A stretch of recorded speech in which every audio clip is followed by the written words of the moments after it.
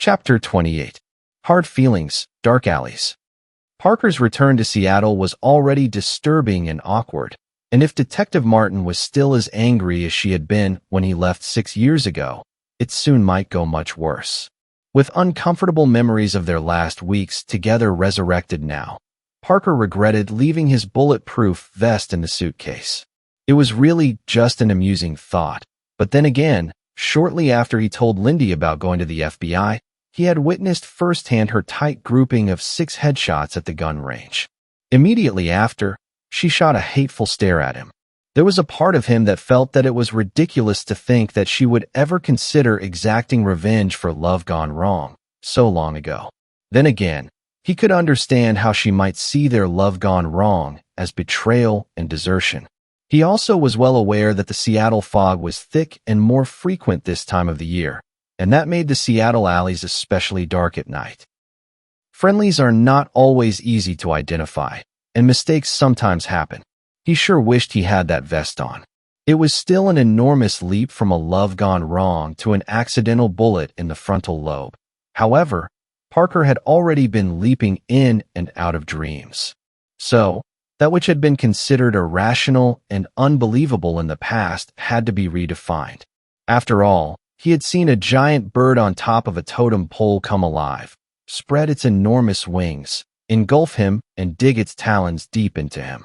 And most recently, he had watched a Native American cowlitz in a winged cape vanish. Those dreams or visions or experiences or whatever the hell they were had already made him wonder if he was being prepared for something. He had never dismissed the idea that there was more to this world than what people called the real world. He wasn't an Agent Mulder yet, but he was more Agent Mulder than Agent Scully. He knew one thing for sure. He felt as if he were sliding downhill on a sheet of ice. He had to find something to grab onto, to hold tightly until he knew what was happening to him. Seeing a psychiatrist was out of the question. While why he went would not be divulged, seeing one would be reported to the FBI, and he would subsequently be chained to a desk. He would keep it to himself. The only indications that 6 years had passed at the Seattle station were the new computers.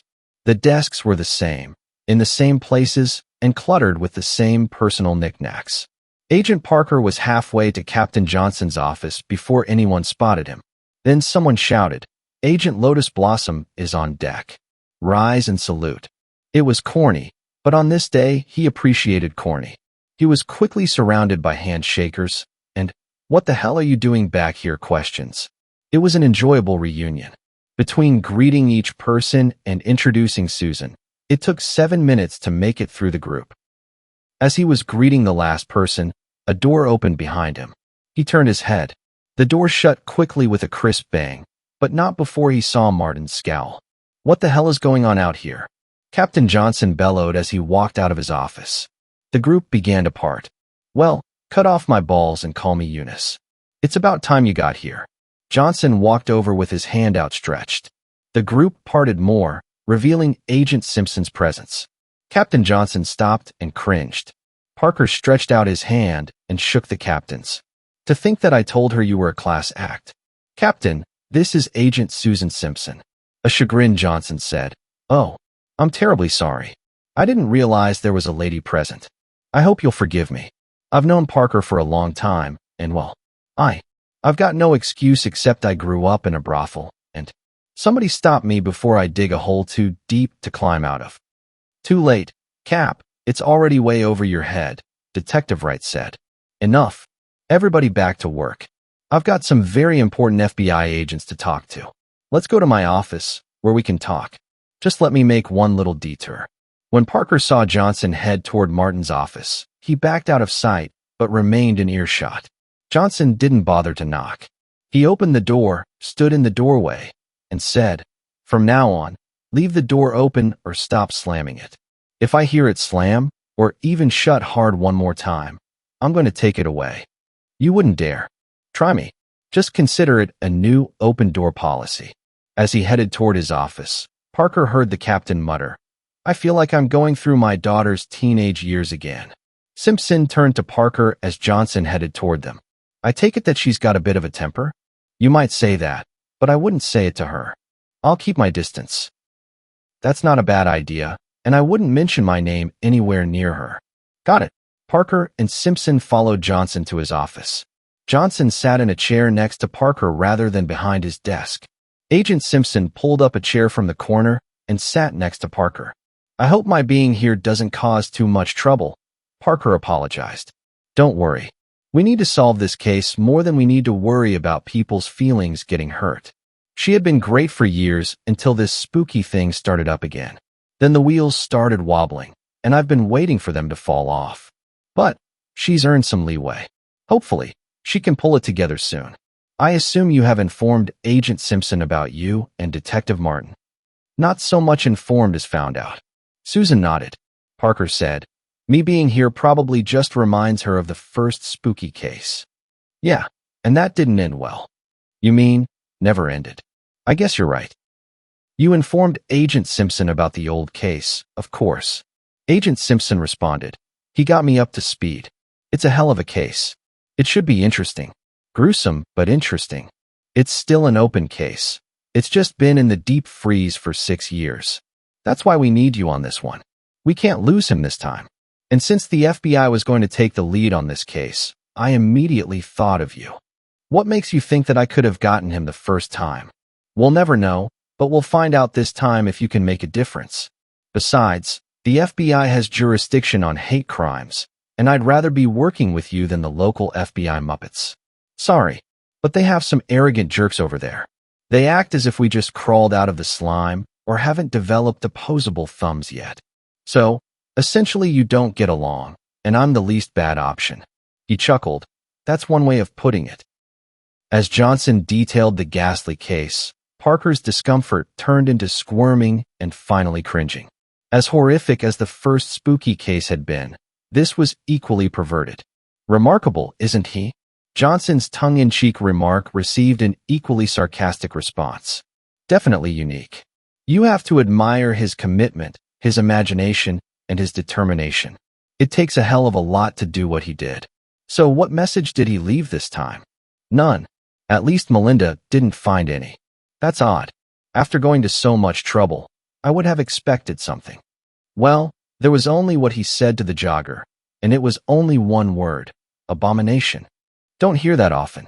What do we know about the victims? Other than it's a male and female and an organ cross-transplant, or, rather, transfer, nothing. No identification. No one that we questioned recognized them. No one at Lambda Zone had ever seen them there. They don't match any missing persons. We've sent the pictures to other law enforcement, but haven't even had a nibble. Our best guess is that they are homeless because of the lack of dental hygiene, or they're British. He chuckled. Or they were visiting from another country and got unlucky.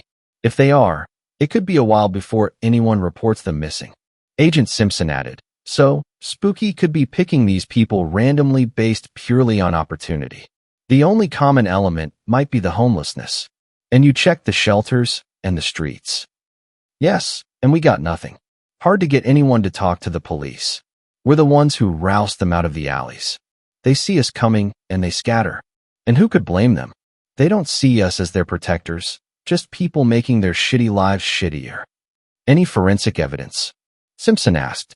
None that would help, but check with Melinda. She might have found something since I talked to her this morning. Do you mind if I take a look at the crime scene? Parker asked. Not at all. I was hoping you would.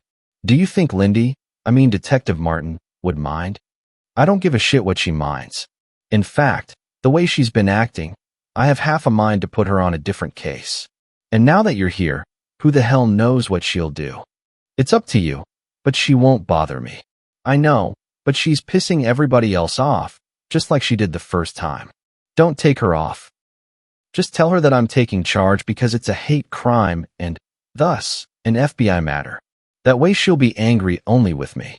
You mean angrier? Don't worry. I brought a bulletproof vest, and as long as she doesn't go for a headshot, I'll be fine. On the way out, Parker rescued Susan from the circle of men who were making her feel at home. If being surrounded like Custer can give a homey feeling. Parker informed Susan that they were heading to the scene of the crime. When Martin heard the laughter, curiosity pulled her away from her desk. She walked to her doorway in time to see Parker and Agent Simpson get into one of the two elevators in the homicide department. Parker turned and reached out to press the elevator button. He waved to Detective Martin and smiled as the doors closed. Martin clenched her fists so tightly that her fingernails were one more squeeze from drawing blood. With the new open-door policy and the threat of losing the door, she couldn't slam the door to express her anger. She trudged back into her office. The unique sound of a metal trash can bouncing off the wall echoed through the department. Captain Johnson stepped out of his office and had only taken 2 steps when Martin appeared at her door, leaned out, and shouted, "Sorry, I tripped on the trash can." She then smirked at Johnson and walked to her desk. The trash can hit the wall again, and from inside her office, she yelled, "Sorry, tripped again." Uncomfortable laughter sputtered through the department, and even Johnson begrudgingly smiled. The elevator doors opened. "What's so funny?" The doors shut behind Skinner. "L.A., you picked the wrong time to drop by," Detective Everett warned. "She's really pissed. Is there ever a right time with her?" Skinner replied, "Not lately. You might want to come back later when she's gone." "That won't work. I want to talk to her now." "Death wish. Actually, I heard that you had another interesting case courtesy of our friend Spooky. That's why she's riding the razor's edge of sanity." "Very poetic, Everett. I didn't know you had it in you. I'm a man of many surprises." "Oh, and Parker's back. That's not going to help her mood. So, you see, you might want to come back another time." "That's okay. I'll take my chances. I only have one head to bite off." "Don't you mean 2? Skinner looked down. "Ouch." Skinner walked past the gaping mouths and then suddenly stopped. He stood for a moment and then turned back to the group. "What the hell? Her door's open." "It's never open. New policy. But I think the captain is protecting it from the wrath of Lindy." Skinner looked confused. "What? The captain got tired of her getting pissed and slamming her door. Well, that should take care of it." "It did. But now she's kicking the trash can." "I'll be careful," Skinner said, and then headed to Lindy's office. Skinner stopped at Martin's doorway. "I like your new open-door policy, Lindy." A strong revulsion streaked through Martin. Inwardly, she frowned and petulantly snapped, "What do you want?" What came out was a friendly, "What can I do for you?" Her mind may be her own, but her words certainly belonged to some other power. She could feel the anger rising in her, but it had nowhere to go. She hated this man and wanted him out of her world, but she pleasantly said, "Come in and have a seat. We've missed you around here." The nicer she was to him, the farther away she would be from guilt flooding her and orange spiders sending messages via silk. Skinner made himself comfortable in a chair in front of her desk. He slumped down, stretched out, crossed his ankles, and interlaced his fingers behind his head. Lindy's hate for this man spiked higher. She said nothing. Against her feelings, she smiled. Skinner confidently fixed on her compliant demeanor. He looked over his shoulder at several officers, intently listening.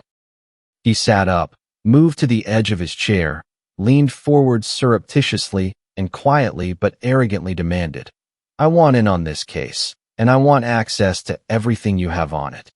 "Okay, I'll have one of the detectives fill you in, but you'll have to deal with Melinda." "Didn't you hear me? I want access to everything. You're in charge of the case, right? So, just order Mel to comply. Call her and tell her I'm on my way down." Skinner stood, pompously sneered at Martin's fake smile, and added, "I'll be tagging along with Parker, and I don't want you antagonizing him. Do you understand? If you see him, tell him I'm down in the morgue, and tell him to wait for me." "Got it," she responded, "yes," while thinking, "I'd like to stick your head on a pike in front of that fucking cavern." As soon as the elevator door shut behind Skinner, Martin's mind opened. Skinner had just confirmed her suspicions. She had been right. He was too much of a narcissist to mutilate his face. Spooky must still be alive, or someone other than Skinner was responsible. But if these new killings were some more of Spooky's handiwork, then what was Skinner's part in all this? And what was his mission that she was protecting for him? Contrary to Martin's expectations, Melinda gave Skinner a hug when he entered her lab. She was an avid reader and thoroughly enjoyed Skinner's stories, especially Skinner's depiction of her lab, which he had used in several of his novels. While Skinner never used her name, The accuracy of her work and the flattering picture that he created of her had won her over years ago. She never begrudged spending the time to detail how forensic science worked. She loved talking about the fascinating world of crime scene investigation, especially the bodies. So, she delighted in seeing how he wove the supernatural storytelling and the forensic science together.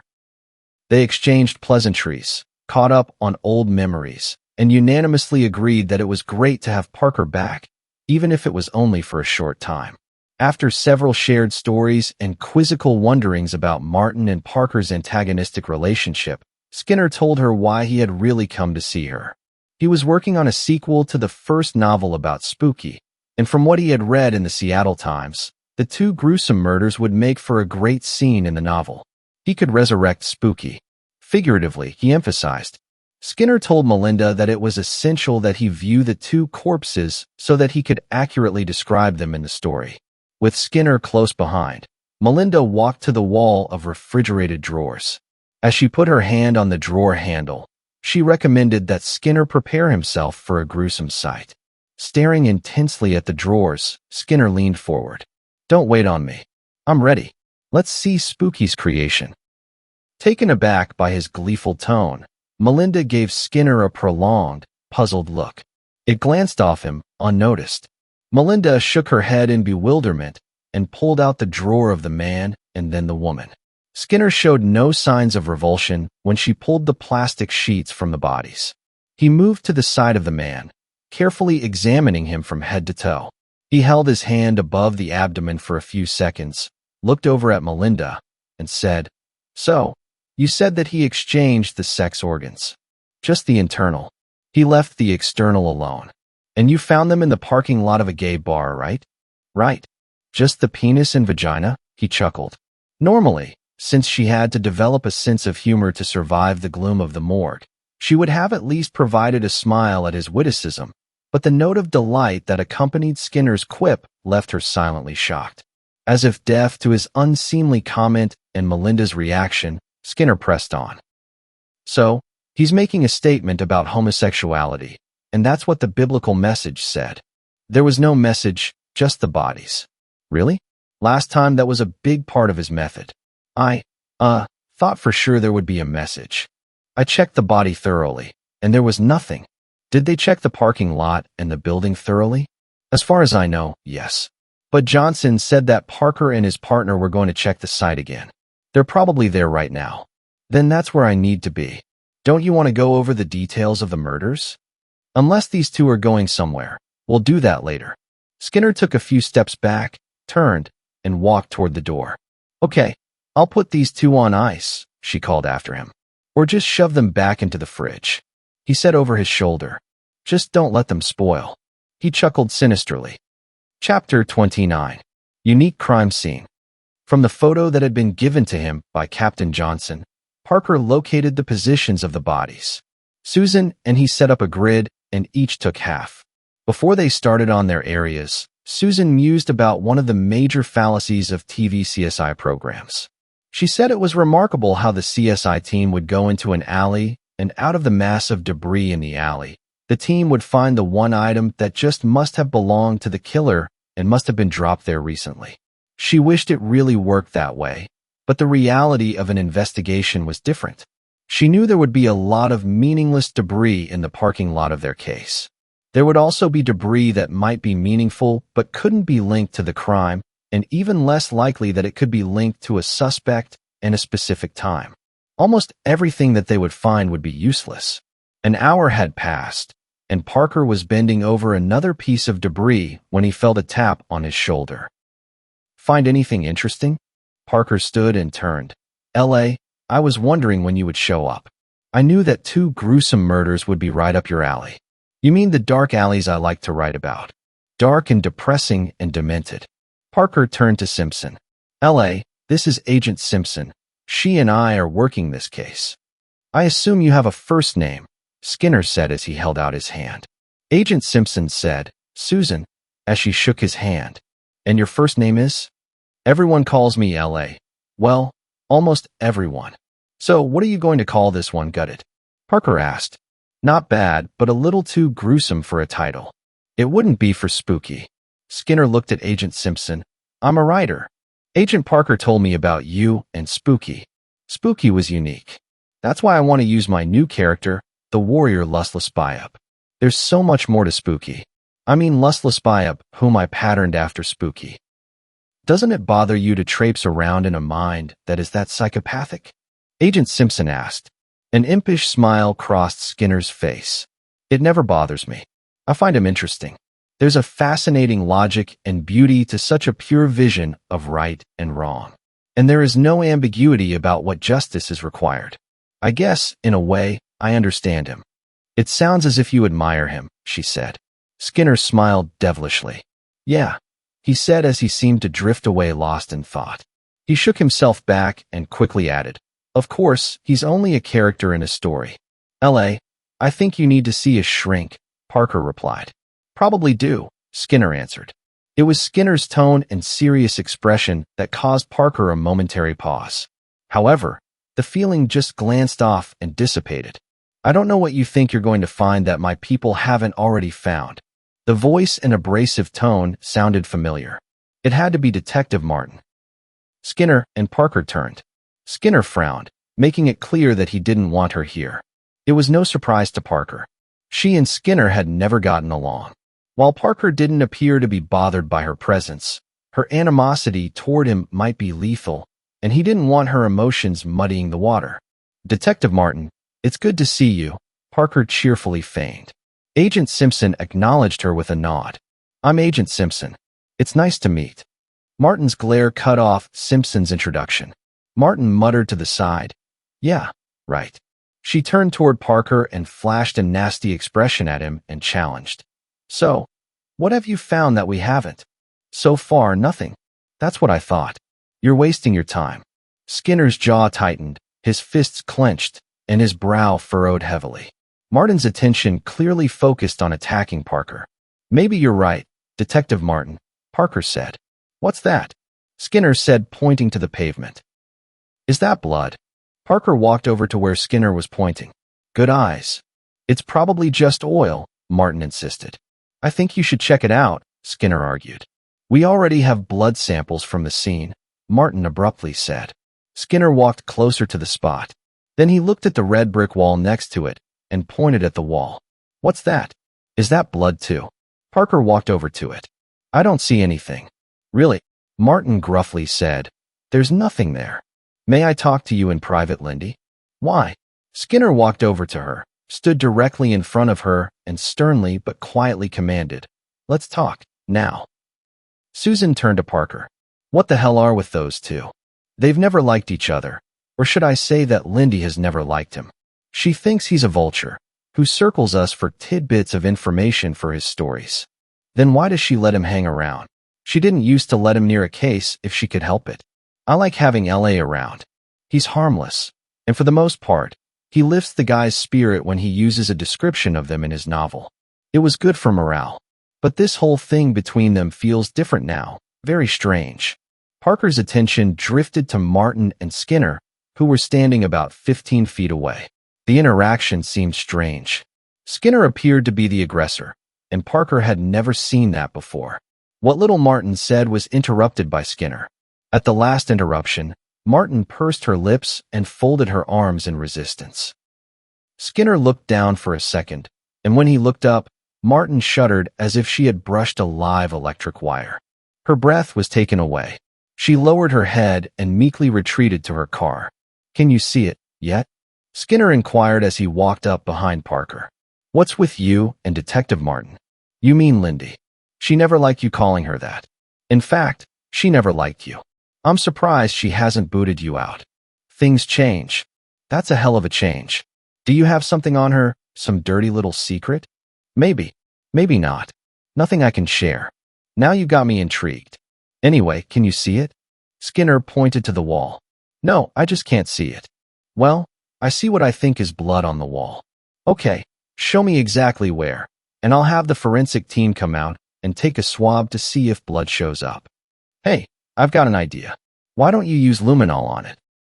We'd have to come back at night to see it, and if the swab comes back positive, then why spray it? Maybe it will tell you something more, like, I don't know. I just have a feeling. I just think it might be a good idea. What have you got to lose? Parker had never seen Skinner this insistent.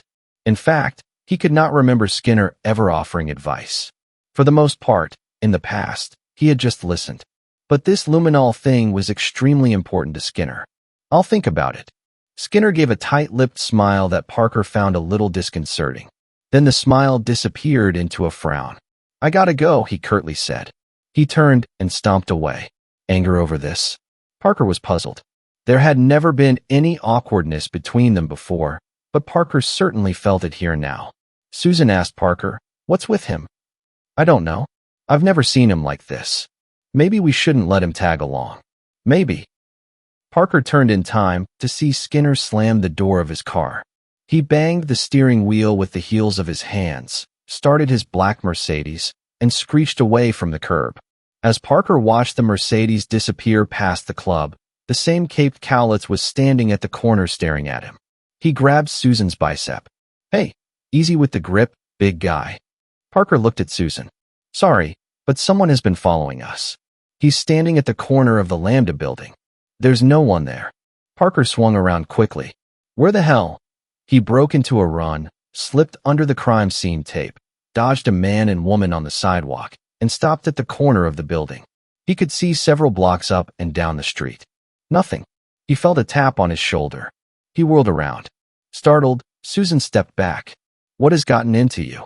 Didn't you see him?" "Who?" Parker thought about the dreams and the totem poles and the mythical wooden bird that came alive and left puncture wounds in his shoulder that healed quickly. Standing right here was, he stopped, stared at Susan, who had a perplexed expression. If I tell her what I've seen, she's going to think I'm crazy. Hell, I'm beginning to think I'm crazy. Never mind. I thought I saw something, but it was one of those things that you think you see out of the corner of your eye, but it's not really there. Like what? Just a man that I thought I saw earlier across from the police station, but I was wrong. It was a different guy. He wasn't about to tell her that he kept seeing a cowlitz Native American in a winged cape. He wasn't about to tell anyone. He could barely admit it to himself. And if his visions, or possibly delusions, ever got back to Martin, she would certainly use them to discredit him and then let the FBI know that he had slipped off the deep end. He knew that she would love to watch him drown. Right now, he was barely treading water.